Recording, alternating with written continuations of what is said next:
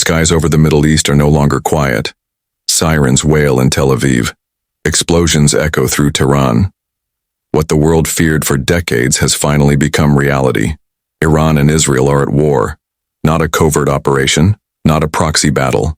A full-scale open conflict between two of the most powerful, ideologically opposed nations in the region. And the consequences are catastrophic. This war didn't start with a single missile or a sudden attack. It started years ago. With suspicion, with threats, with hatred nurtured through decades of hostility. Iran accused Israel of being an illegitimate occupier. Israel accused Iran of being a terror sponsor and a nuclear threat. The world watched, warned, mediated, but it was only a matter of time before the storm broke loose. In January 2025, Israel launched a precision strike on Iran's Natanz nuclear facility. The operation was swift, silent, and devastating. It killed several nuclear scientists and disabled a critical part of Iran's enrichment infrastructure. Though Israel didn't officially claim responsibility, Tehran didn't need confirmation. Within hours, Iran responded. Ballistic missiles launched from Iranian soil rained down on Israeli cities. Haifa, Netanya, and parts of Jerusalem came under fire. The Iron Dome intercepted many, but not all. Civilian casualties rose. Chaos erupted. It was the first time since the Yom Kippur War that Israel faced a direct and organized attack from a sovereign state.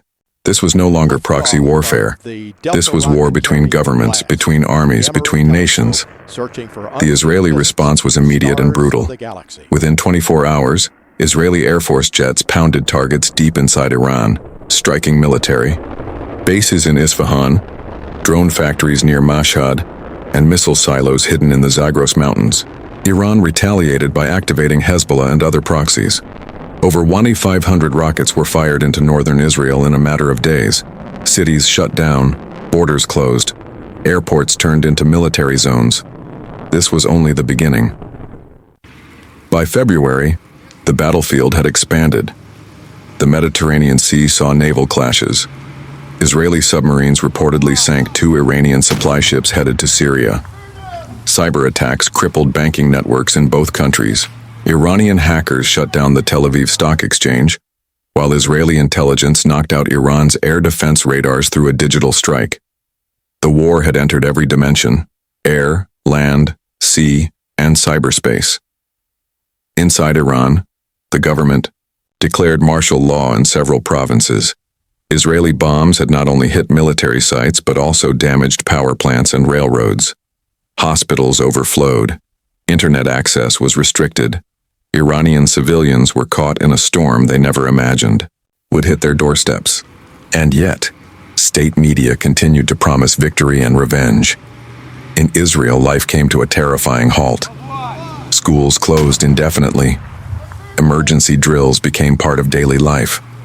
Thousands of reserve soldiers were called back.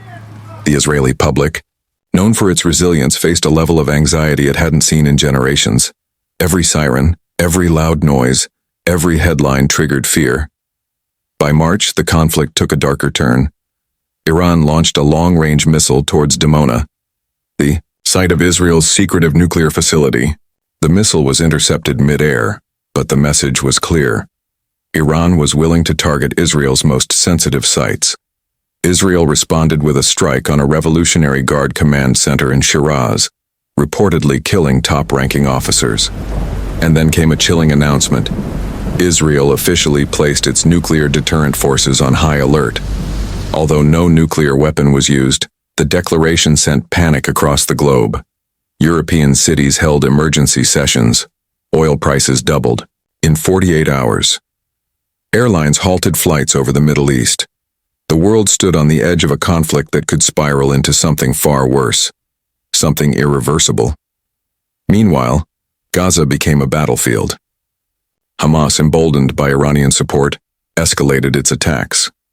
The IDF launched Operation Iron Blade, aiming to eliminate key militant leaders in Gaza and the West Bank. The humanitarian crisis worsened, thousands displaced, dozens of neighborhoods turned into rubble. Anger spread across the Arab world. Protests erupted in Jordan, Egypt, and Turkey. Iran called it a regional intifada. Israel called it self-defense. As April approached, a fragile window opened. Back-channel diplomacy, led by neutral nations like Switzerland and Oman, began to show signs of hope. China urged restraint from Iran. The United States, torn between daisies, supporting Israel and avoiding regional collapse, applied pressure on both sides. Secret negotiations began. Ceasefire terms were drafted, revised, rejected, and redrafted. Finally, on April 19th, after nearly 3 months of bloodshed, a ceasefire was announced. It wasn't peace, it wasn't resolution, but it was a pause, and for millions, a breath of survival. Both Iran and Israel claimed strategic victories, but behind the rhetoric, both countries had suffered immensely. Iran lost critical infrastructure.